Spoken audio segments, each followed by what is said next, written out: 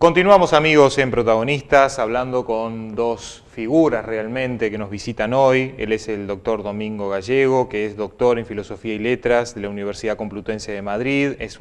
Tiene un máster en Tecnologías Educativas y Comunicaciones en la Universidad de Columbia. Y también recibimos en este espacio a la psicóloga Catalina Alonso, que es doctora en Ciencias de la Educación. Y hablábamos recién sobre la experiencia de esta Universidad Nacional de Educación a Distancia que funciona en España. Y antes de la pausa dejábamos ya el tema planteado. Ustedes como, si se quiere, observadores de una comunidad, bueno, que conversábamos antes, ustedes aprecian mucho, como es Uruguay. ¿Cuáles son las oportunidades, las posibilidades que ustedes ven en este marco educativo que desde adentro lo vemos complejo? El marco educativo indudablemente es complejo. En Uruguay y en todos los países. Hay una preocupación muy lógica porque el futuro del país está en la educación. La gran riqueza de un país ya no son tanto los recursos naturales como la gestión del conocimiento de las personas que configuran este país. Nosotros tenemos países que tienen enorme cantidad de riquezas y que, bueno, no progresan demasiado.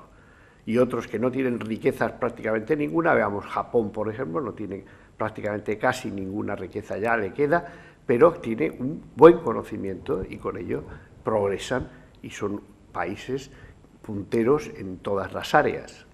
Entonces la educación se convierte en uno de los elementos fundamentales de desarrollo de los países y se convierte también en un elemento fundamental de desarrollo personal y una exigencia de mantenerse al día para seguir siendo útiles y productivos. Una comunidad educada es una comunidad motivada también, ¿verdad? Efectivamente, efectivamente.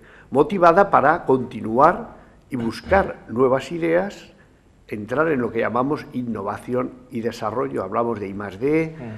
Bueno, innovación y desarrollo, ¿cómo se consigue? Se consigue precisamente con estos grupos que tienen una capacidad que no es innata, sino que es con esfuerzo y trabajo uno va construyendo nuevas cosas, nuevas ideas. No es que se te ocurran las cosas, sino que se te ocurren y eres capaz de llevarlas a cabo, que es diferente y que tiene una importancia distinta y muy significativa. El modelo actualmente aplicado en Uruguay para ustedes, ¿significa una evolución con respecto a lo que Uruguay ha vivido en épocas pasadas, con respecto justamente al plan de educación? Porque hoy en día se está poniendo muy sobre la mesa lo que sucedió con la ley de educación en Uruguay, lo que sucedió con el presupuesto educativo, contra los resultados que eso tiene. Que hoy en día, bueno, los resultados, de acuerdo a los sondeos que se esperaban, son negativos. Entonces, ¿cuál es la visión que ustedes tienen sobre lo que se está haciendo? Bueno, yo creo que tampoco hay que juzgar como negativo. Es verdad que los números, la estadística que surge, está enfocada, como algo muy fuerte. Los números asustan, ¿no? Sí, los números asustan, pero también cómo se ha evaluado para dar ese resultado. Eso por un lado. Por otro lado, es que esto no sucede solo en Uruguay. Bien, esa visión de ustedes nos puede ayudar a entender dónde estamos, ¿no? Claro, es que Uruguay, pero es que eso también lo podemos decir allá, en España, y si vas a otro país, igual, y al otro país, igual, porque ¿a qué es debido? Debido es que la sociedad no es la misma. Claro. La sociedad ha cambiado. Hace unos años atrás, hablas del pasado, y cómo es que antes las cosas y tal. Bueno, es que no podemos comparar. No podemos comparar porque es tan diferente en que hace unos años el profesor tenía toda la información o casi, o las posibilidades de acceder.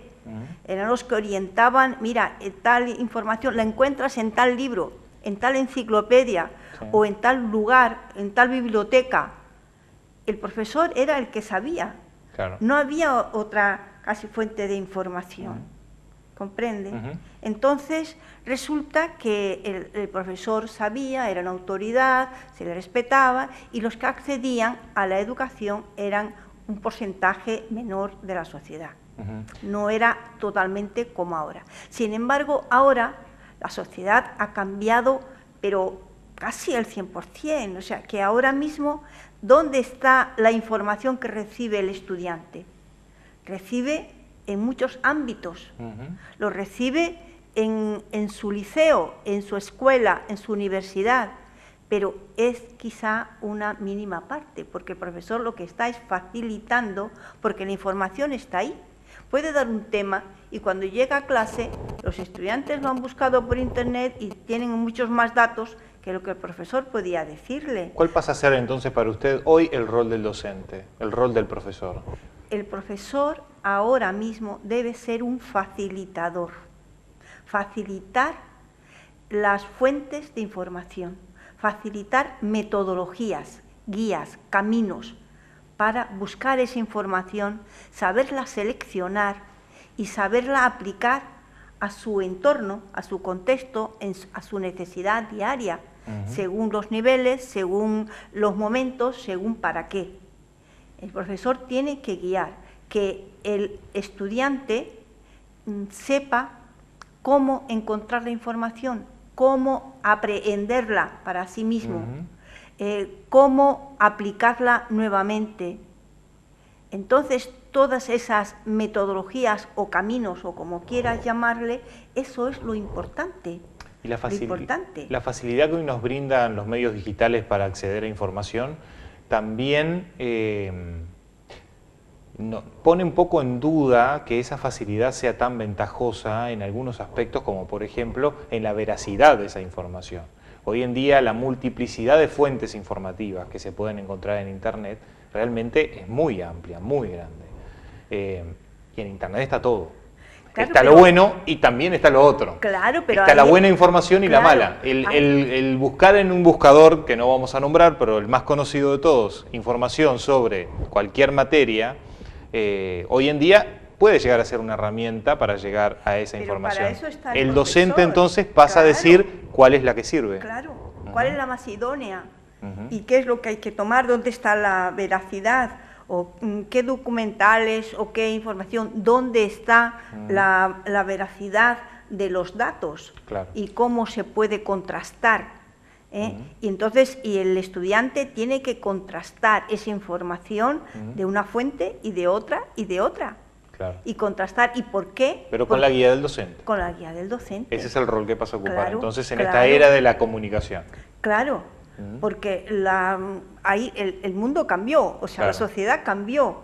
Ahora la información la tienen los medios, que también es responsabilidad de los medios en dar una información veraz y que sea oportuna, que sea eficaz para la sociedad. Claro. No guiarse de la moda, de la moda ahora pues es quizá las noticias más impactantes o más morbosas. O las más noticias de rating. Claro, entonces eso no ayuda a construir. Saber que la televisión y que Internet pues están viéndolo pues a personas que a lo mejor es lo único que tienen de información. Exacto. Porque hay familias, muchas familias que no conocen los libros, no hay libros, ya se está perdiendo el hábito de la lectura, porque entonces enseguida tienes la respuesta, no tienes que ir a buscar un libro.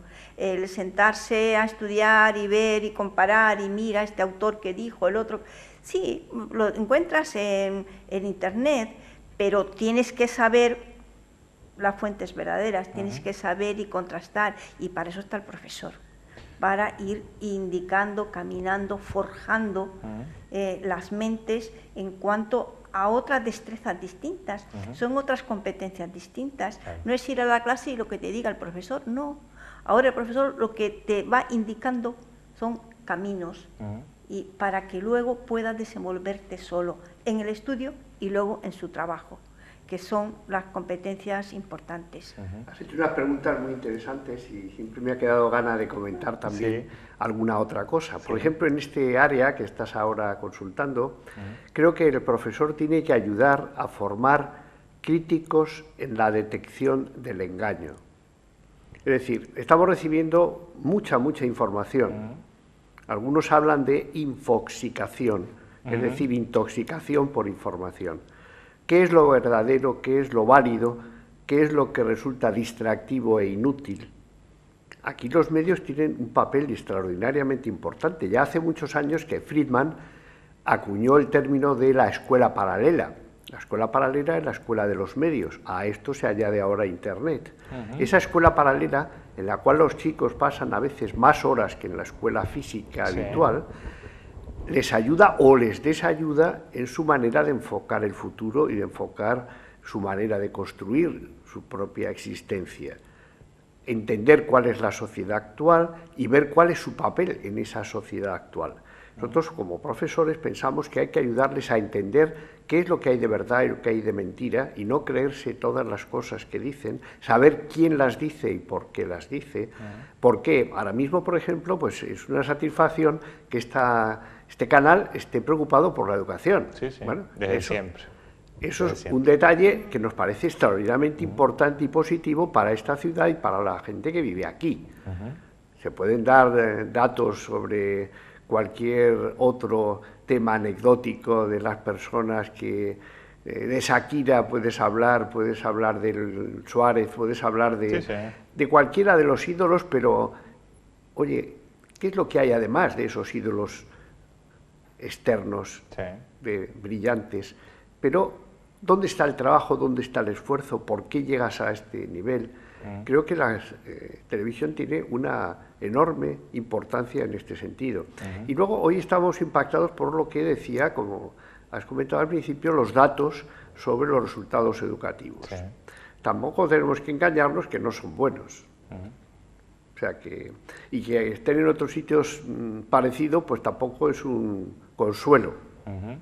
Eso de muchos, consuelo de tontos, pues no nos gusta, porque no queremos ser tontos, ni consolarnos así. Queremos mejorar. Y esa es la idea de una ley educativa y esa es la idea de que el país se esfuerce en esta línea. Uruguay ha sido siempre un país que se ha considerado como de excelente sistema educativo.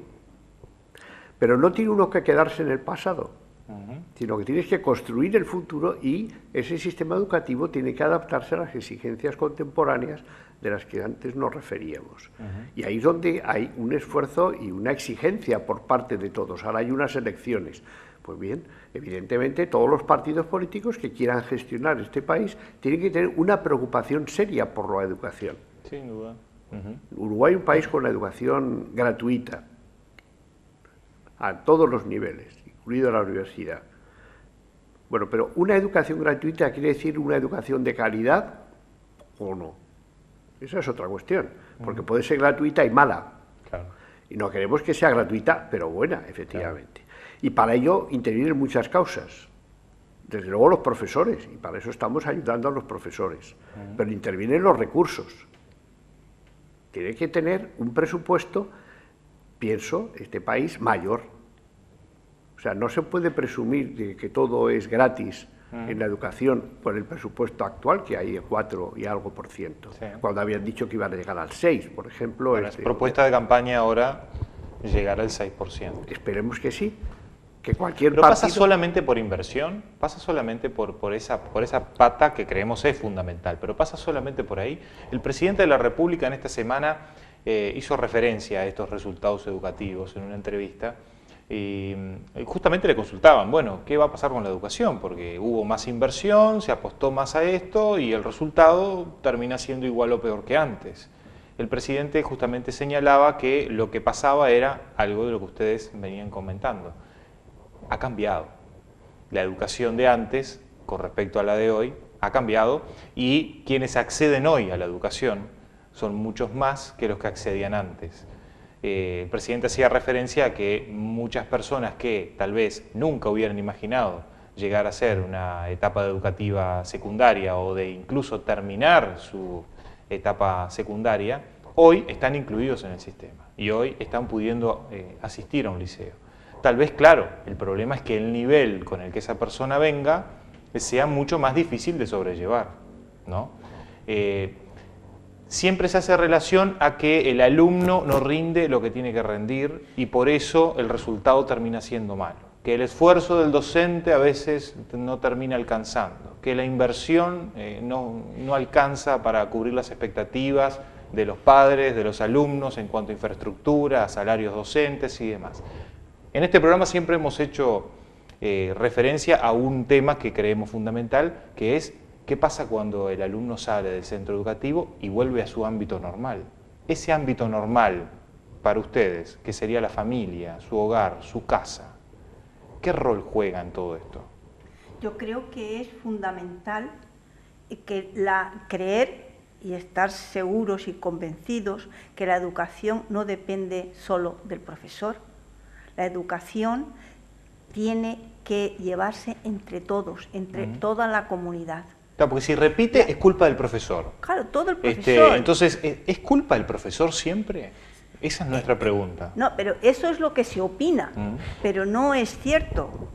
Porque primero de todo se para a pensar la sociedad que el profesor está valorado, el profesor tiene los recursos suficientes para vivir con sus horas de clase y tener tiempo para formarse. ¿Cuántas horas de trabajo tiene el profesor? Eso está calculado. Recibe su remuneración debido a su gran responsabilidad social. Del profesor ahora mismo que él enfoque la educación, que él lleve la educación, de ahí depende la responsabilidad, es el personaje clave ahora mismo en la educación. Sí. Pero ese personaje clave no tiene que ir solo. Claro. Ahí están los padres que están implicados en la educación de sus hijos. Los padres, la familia, es la verdadera iniciación, el verdadero nido donde el estudiante se forma. Pero ¿quién ha formado a estos padres? ¿Quién está pendiente? Y la historia sigue hacia atrás. Claro. Entonces los padres también hay que formarles y los padres tienen que implicarse también en la formación del centro. Y si los padres comprueban cómo están los profesores, si los padres se ven implicados, cómo es el estudio de sus hijos, cómo deben en casa, el comportamiento, los valores del esfuerzo, los valores del seguir un objetivo, cumplirlo, su ética, la democracia, el compartir, el ser generosos, todo eso hay que vivirlo también en familia. Son valores, ¿no? Son valores. Los valores tienen que acompañar a ese aprendizaje y a esa enseñanza. Sin valores, ¿a dónde vamos? Claro. Entonces, todo vale. Es que ahora mismo lo que se ve por los medios es los ejemplos de las personas que no pasa nada porque hagan algo que no está bien, que no pasa nada y que parece que todo vale, el dinero fácil, alcanzar el éxito fácilmente sin gran esfuerzo. No, hay que dar ejemplos de las personas que han logrado el éxito a cambio de esfuerzos y más esfuerzos y seguir. Y adelante. Y un ejemplo que decía Domingo allá en Montevideo, por ejemplo, Paco Lucía, el gran guitarrista a nivel mundial, pero todos le decían, ¿y cómo logras todo esto? ¿Qué pocas personas lo logran? Y dicen, no, solo hay que lograr 10 horas diarias de entrenamiento todos los días del año, todos los días de la vida, durante tantos años, y seguir entrenándose y ensayando, y a pesar de tener sus años, y a pesar de tener su éxito, él dedicaba en ensayar y probar sus 10 horas diarias. Pasa por el esos ejemplos son los que hay que dar. Sin duda. No el dinero fácil, no lograr fácil y luego hay un vacío detrás. Claro. Y luego vienen los fracasos y luego después no se llega, ¿no? Se disfruta menos y luego la sociedad no lo vive. Porque las personas que han trabajado y siguen son las que luego pueden colaborar en la producción y pueden colaborar en la mejora económica incluso de la sociedad donde está y del país. Sí, sí. Pero la comunidad entera es la que tiene que estar implicada. Las autoridades implicadas. Un momento seguir en esa misma línea. Creo que esta palabra es fundamental, que es toda la comunidad la que tiene que participar. La administración educativa, como los ministerios, las consejerías departamentales, etcétera, cómo enfocar las inversiones. No consiste, primero hay que tener un buen presupuesto, que se puede mejorar hasta el 6% que han dicho y si se puede más. Primero eso, cumplirlo. Segundo, ¿en qué invertimos? ¿Cuál es la inversión que ahora se necesita? ¿Hace falta tecnología, por ejemplo? Bien, vamos a ver cuál es la tecnología más adecuada y que mejores resultados pueda obtenerse. Es muy fácil comprar máquinas. Están en el mercado, uno va, las compra y se hace muchas fotos, todos los políticos, con todas las máquinas que se han comprado. Pero en cambio no es tan vistoso dar cursos de formación a los profesores para utilizar toda esa tecnología. Y si esa tecnología no se sabe manejar por parte de los profesores, pues se está utilizando un material que a veces queda guardado en los desvanes de los centros. Yo tengo una frase que repito siempre que me dan oportunidad y es que cada dólar que se gasta en un equipo, tiene que haber $1 gastado en formación de los profesores para la utilización de estos equipos. Entonces, solo poner máquinas no es la máquina todo el resultado, es el hacer una formación de profesores. Porque una tecnología con una mala metodología lo que hace es empeorar todavía las cosas en vez de mejorarlas. Crear, por ejemplo, autistas, es decir, niño que solo se entretiene con la tecnología, ni hace colaboración, ni hace deporte, ni aprende otras cosas, solamente está entretenido en navegar, en hacer comunicaciones por Facebook o Twitter o por cualquiera de las redes sociales o navegar por todo el sitio. Bueno, uno tiene que saber acercarse a estos sentidos. Entonces hemos hablado de la administración educativa y la inversión. Hemos hablado de la formación de los profesores como algo fundamental. Sí. Los equipos directivos son muy importantes en los centros. ¿Por qué estamos hoy aquí? Porque hay un equipo directivo en el liceo número 3, encabezado por Carlos Estigarribia, que tiene un interés por dinamizar a la comunidad educativa y ayudar entre todos. Nosotros ponemos un granito de arena y la ilusión de que sigan adelante. Un equipo directivo es muy importante, que sea muy efectivo en este sentido. Por supuesto, los padres, como decía Catalina. Los padres son también entidades imprescindibles, que a veces parece que dicen, no, yo para eso llevo al niño a la escuela, que el maestro se encargue. Claro. No, perdona, el maestro se va a encargar, pero usted tiene que continuar apoyando y continuar motivando a su hijo para que avance y preocupándose para que consiga los resultados. Y luego también lo que es el contexto social y el contexto económico de la zona. No podemos decir que las empresas y organizaciones que están alrededor nuestro no les importa la educación, les tiene que importar la educación. ¿Quiénes van a ir a trabajar a estas organizaciones? Pues estas personas que están formando. Vamos a ver cómo podemos crear lazos.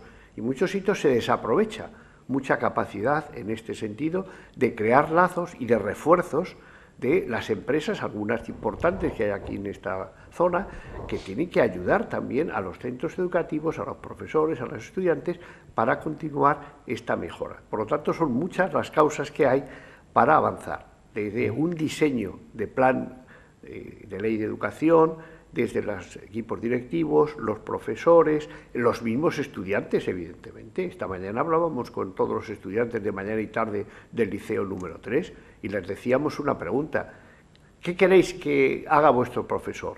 Y decían cosas, ¿no? Y les preguntábamos, oye, ¿y tú?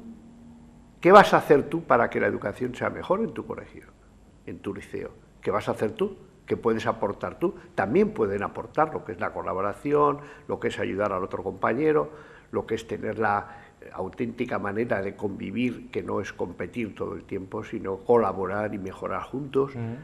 Bien, todo eso es lo que hace que vayamos avanzando paso a paso, todos, claro, entre todos. Como una comunidad. Como una comunidad educativa. Sí, sí. Esa frase que a veces repetimos, que es una frase africana, que dice que para educar a un joven hace falta toda la tribu. Bien, bueno, pues toda la tribu, todos tenemos que colaborar para esto, ni solo profesor tiene la culpa, el cual dice, si a mí me pagaran más, si el gobierno tuviera más interés... La culpa pasa a otro. Claro, todo el mundo va pasando la pelota al de al lado, al de arriba, y nadie, bueno, no es nadie, sino todos vamos a intentar hacer este esfuerzo. Y esta es la ilusión que estamos viendo que hay en Fraiventos, y que el que haya 300 profesores mañana y pasado trabajando en esto, nos parece extraordinariamente importante. Sin duda. Que no son solo de aquí, vienen de toda la región. Varias zonas. De varias localidades, ¿verdad? Nos Entonces, estaban contando que, bueno, han traído gente de todos lados. Claro, eso me parece una cosa muy importante, el contar con ese esfuerzo y esa preocupación de decir, oye, vamos a intentar lo que esté en nuestro campo, hacerlo mejor, transmitirlo a las comunidades de los padres y los centros tienen su comunidad de padres y madres, vamos a comunicarles también a esto. Los alumnos tienen su parte, evidentemente, de responsabilidad, su obligación, tienen derechos. Claro. Hoy Catalina les hablaba de que tenéis derechos, pero tenéis responsabilidades. También. No quedaros solo con que yo tengo derecho bien, pero tienes responsabilidad. Vamos a utilizar esa responsabilidad también para mejorar el aprendizaje. Y así es como se avanza. Y ese esfuerzo es el que hay en países, bueno, hemos estado en varios países recientemente, y todos estaban con el impacto de, por ejemplo, los informes PISA, por decir un informe internacional común a todos los países. Perú no les gustaba, en Colombia no les gustaba, bueno, en muchos países no les gustaban los resultados que habían obtenido. Bueno, aquí tampoco. Aquí tampoco les gusta. Bueno, ¿y qué pasa en Corea, que son ahora los número 1, Corea del Sur, o en Finlandia? Bueno, hay una serie de razones que sí las intentamos aprovechar, como es, los mejores titulados son los que pasan a ser profesores, pero tienen un buen sueldo, tienen una buena consideración social y son aceptados de una manera importante dentro de las comunidades donde viven, Finlandia. Pero el estudiante hace un esfuerzo importante de aprendizaje. Y ahí es donde también otro resultado. Hay compromiso de todas las partes. De todas las partes. Como debe ser. Les agradezco muchísimo realmente que nos hayan traído estas nuevas ideas en un país en el que, bueno, por su tamaño no podemos pretender ser una potencia mundial, pero sí podemos pretender ser un país educado, que es una de las cosas que brinda más oportunidades a países como el nuestro, ¿no? Y que lo más importante no es que lo que acaba de decir una potencia mundial, no, pero puede ser una potencia en conocimiento. Sí, sí. Que ahora mismo el gran potencial de un país es el conocimiento que pueden tener las personas que se están formando, las personas que lo componen. Y eso, Uruguay puede llegar a ser un buen país con un nivel de conocimientos importante de sus gentes que han sido educadas y formadas adecuadamente. Las oportunidades para países educados son otras sin duda también, ¿no? Por eso hablamos mucho de gestión del conocimiento. Es decir, cómo aprovechar el conocimiento para mejorar entre todos. Sí. Un caso típico. Estamos en la escuela. Hay muchos padres de los estudiantes que tienen una serie de conocimientos. No es nada frecuente que se aprovechen esos conocimientos. Nosotros visitamos unas escuelas de Canadá y era muy importante la relación que tenían las escuelas con los padres de estos alumnos, que intervenían a lo mejor simplemente por internet, respondían a preguntas, eran fuentes de conocimiento para todo el resto de los estudiantes. Aprovechábamos el conocimiento de todos los otros miembros de la comunidad educativa para dar lo que cada uno tiene. Con eso todo el mundo se enriquece y todo el mundo seguimos aprendiendo. El profesor no tiene ya ninguna exclusiva del conocimiento, tiene que aprovecharse de todas las partes, y que ahí está un poco el esfuerzo que estamos queriendo hacer, que con ilusión y esfuerzo de todos, pues vamos a conseguir mejorar en lo posible. Sin duda. Dentro de índices internacionales se maneja mucho hoy en día el nivel educativo de la población del país para decidir inversiones. Hay empresas que exclusivamente deciden su inversión en un país en base al nivel educativo de su gente, ya que de esa manera entiende que va a tener mano de obra calificada o no para la actividad que van a cumplir, si será importante la educación. Muchas gracias por habernos acompañado en esta noche. Gracias a vosotros por considerar, estamos aquí encantados en este país que tiene mucha ilusión y mucho esfuerzo para ser de los mejores. Muchas gracias por seguir preocupándonos de la educación y animarnos a todos a seguir, que todos podemos conseguirlo con el esfuerzo, con la decisión, con la ilusión. Seguro que sí. Sí, enhorabuena por el programa. Muchas gracias. Amigos, hacemos una breve pausa y enseguida volvemos con más protagonistas.